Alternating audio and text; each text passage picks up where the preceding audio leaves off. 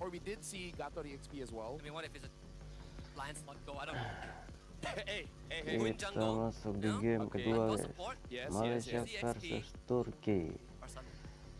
As long Tapi as di it's not subscribe Farsan dulu jungle. guys ya. Technically, we have like 3-4 flex picks in a single draft. Yeah. So they're trying to confuse Prospect Malaysia CC as well, because hey, even as adalah casters, we don't know what's going on. But Dapat Esmeralda kaca does Gwyn, get picked up here, Pasha, so Grok, either way, Kimi, this is a pretty brawly draft coming in Ruby, from both teams. Hayabusa, But Grok. I would say Turkey, it's a little bit more surprising. Hero yang coming in from dibenjuk the sih Guinevere. But the lapu-lapu thing is, Hilda, you're picking a Xbox, Guinevere Arlot, against a Ruby. Fanny, Right, so Uzong, don't run away with King. Angela, It's pretty Valentina. good to kind of stop the initiation coming in from the Guinevere. So where's this Guinevere going? I mean, last we saw is a Guinevere gold. I guess it's only one way to find out. Although I would say that as brawly as it is, we did come to an agreement that we prefer easier to execute draft, and it's sort of obvious that Malaysia's draft is slightly easier to execute. It is a gold Guinevere. Okay, so Wow. maybe they're like, okay, see, you want to win a 1v1, right? It's like, yeah, okay. Are you tired of Lolia solo killing you? Let me get level 2, get inside of a bush, and then I'm gonna go ham. But again, the interaction between the Ruby as well as the Guinevere. No, wait, it's an Esmeralda. Oh wait, oh yeah. Okay, so Now it's different. a little bit different, but I feel like this time, if you start to see the health bars going down a bit, let's go to the side lane, see what's going on. Okay, observers will help you out. Here we go. In the land on game 2. It's Team Turkiye against Team Malaysia. Same size. It's game 1. Turkiye on 2. Team Malaysia on red side. Let's see if it's going to be any different, right? It's a bit of a no-see for Turkiye in game 1. The early game was basically a pitfall for them, but game 2 they will have slightly better priority. As I say that, Rosa, dangerous place to be in. Saved by the bell with the revitalize. Yeah, but that's quite a good battle spell that Team Malaysia is able to get, and this would allow them to actually start invading inside of jungle. First things first, they're gonna get that little wanderer, but you look at the positioning coming in from Apex 47, he's already anticipating some kind of aggression coming in from Malaysia. Looks like Malaysia is not gonna go that deep just yet. And we saw Sigibun win his first 1v1 against Lo Liao. Liao will heal up to almost full health, 80% at that, but at least there's the 1v1 capabilities there. Apex 47 trying to get out of this, doesn't have the revitalize to work with, so guys we're just going to the shadow kill, and that's first blood. Stormy gets punctured by the Phantom execution of TNZ. Junes will be forced to flicker away. TNZ finds a double kill. Yep, good moves coming in from Turkiye. Lancarnya Unfortunately, Stormy berbau-bau basically ini. walked into the puncture, getting killed there, but still, Turkiye TNZ is already having a big advantage here with a 2-0. Sakai's 1-0. But still, this will help a lot because the Lancelot is much better at securing turtles compared to the Hayabusa. It instantly helps proxy the top wave 2, freeze up Lunar, make sure that no one from Team Malaysia can run interference, so this will be the first turtle for Team Turkiye in game number 2. Let's see how they want to push this envelope. We saw a visit from Sakai to the bottom lane on the Siggy Boom. He did have to go his sticker. Siggy Boom ends up going down again. Tapi So Gwynnya it looks dapat. like they are trading. Team Turkiye is trying to get this orange buff, and Malaysia, they are trying to stall it as much as they can. All the while, Sakai's is using the time to actually get the beetle down bottom. So being able to protect your farm as well as giving time for your jungler to get it, this kind of equals it out. Both are having relatively maybe 100 difference of gold. Turn on to Lunar too. Will be the vengeance out. Burn call actually connecting, but Lunar will be pulled back. Now has to get out. Here comes Yung. Rampart into a charge. Lunar gets put to sleep. Yep, they made sure that all the resources actually get its value back, getting a kill onto Lunar, which does look like Team Malaysia, their strategy is also just to make sure that the side lanes don't get to do much. Both Lunar as well as Sigabum already got early kills by getting ganked. The side lanes, just like a bit of a repetition from game 1, the side lanes is focused for Team Malaysia. But the core difference is that there's not a substantial goal lead at 3.5 minutes in. It's good. Turkiye TNZ, the 2-0, same as Sakai, so both junglers having a stellar time so far. I'm wondering what the build that Sigibum is going for. The way that he's been playing kind of feels like damage, so maybe a Genius 1 first. He has lethal ignition. He sure as hell wants to go for the full all-in. But that means that he is pretty fragile. Sakai gets one up by TNZ. Oh, solo kill opportunity almost obtained. Sakai is forced to back off just as the second turtle spawns. Yeah, but this should give bahaya enough nih, time bisa because the du- turtle is bisa spawning in satu 8, sama and nih. by that time, Sakai's will be in the vicinity. And Team Malaysia, I think they should go for the kill here because Turkey has a lot of ways to all of a sudden initiate a fight, especially with Sigibum here. So I kind of feel like if they're too focused on grabbing the turtle, they might actually get caught. Concentrated energy done for Siggy Boom. Same can be said for Yums with the Flicker Tectonic chart. Mentioned they can keep resetting as long as he has certain rampart. It will be a slow dance. Find Lunar, he hops away. The traction pulses out already from Stormy, so there's one ultimate out. Rosa getting gone by Oh, Sakai's dapat dia blast the shadow on Sparsa. into the shadow kill. Sakai's have a solo kill mid. Yep.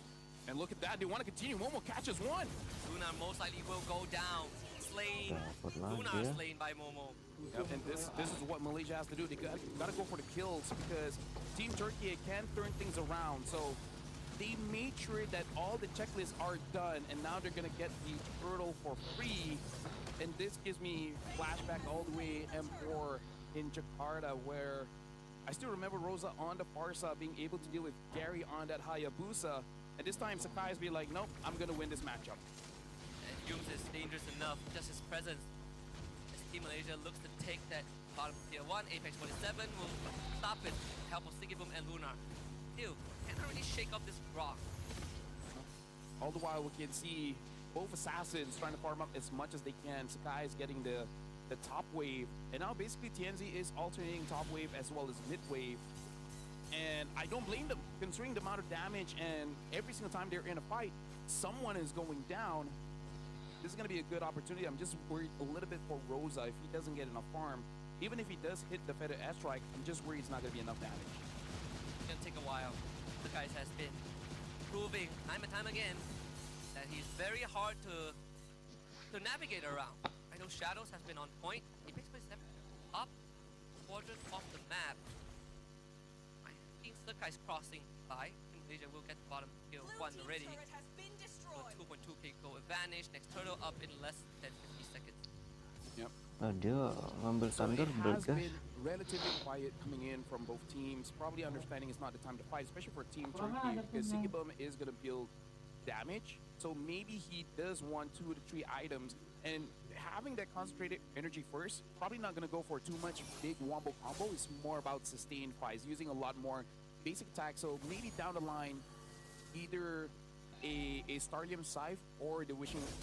hold on. Rosa gets caught Dapat again by lagi dia Sakai. Sparsa. Again, able to stick his shadow onto Midnya Storm udah Queen. jebol. Mid tier 1 now goes down for Turkey. And something worth mentioning is also that in Turkey's sieging capabilities are close to non-existent. Sieging structures with this lineup is going to be a pain. Even more so when you are behind. Conceal being used. Loliel trying to find targets here. He sees 3 members of Team Turkey. Doesn't see Sigibum just yet. Looks like Sigibum is going to get caught out by Stormy. Team Malaysia, they're looking for an opportunity. Loliel just keeps showing up. Watch out for Yums. And he's gonna flicker forward instantly into a rampart tectonic charge. Not the best setup he's been looking for to get the taunt on the Sakai's. Sudah nih. Turkey with the punish. And Turtle should be secured. Malaysia, good attempt, but again, not the cleanest. Coming in from Humes. And because of that, Sakai's was caught. That was a shutdown getting over to Turkey. And now Stormy as well is getting chased. Gonna try and swing on Wah, him with ini the kok yo-yo jadi Sigibum. kuat gini Tired of the Turki ya? shenanigans. Slays him right underneath his turret. And TNZ now gets to freestyle a little bit in the mid lane too. Turkey has definitely cut down the goal disadvantage. Loliel can't really stop him. Just needs to get to the puncture range, and there he is. TNZ is out. It looks like Team Turkey, they're pretty focused on making sure that Sakai's and Stormy don't have a good time. Even from game number 1, these are the prime targets. Everyone else, you know, if the opportunity's there, we're going to take it. Yeah, they shut down the YSS trio. Point and take away the crucial components. Some semblance of control for Team Turkey. The flicker will be back up for Yums in 50 seconds. He can make another big play, which will be around the Lord pin most likely as Luna cashes in on the Brute Force breastplate. Rosa sees Stormy. Team Malaysia now moves together in a 4-1 formation. Yeah, and all the while, TNZ is still farming up, level 13. Sakai's is only level 12 here, and TNZ, I kind of feel like he might have an item advantage over Sakai. Stormy now does have the Bloodwing, so able to survive just a little bit more, and TNZ just finished up the Endless Battle, so the damage of the basic attack is going to be much more now. So Team Turkiye, TNZ only has 2 kills, so even if Malaysia is able to take him down, he's not going to give over a shutdown goal. Plus point for TNZ right now is that he is ahead in experience.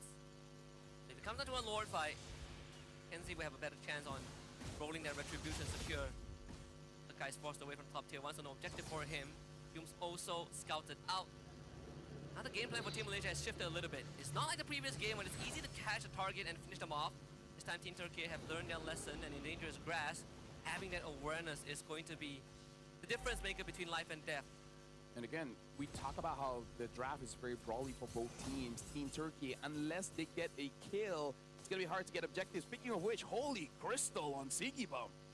They tried to set up an ambush on Team Malaysia's side to catch Sigibum, but he was aware enough. I feel like he threw a projectile into the bush. So no secure under that. Stormy did use the traction pulse earlier on too. Guinevere is not the easiest to catch.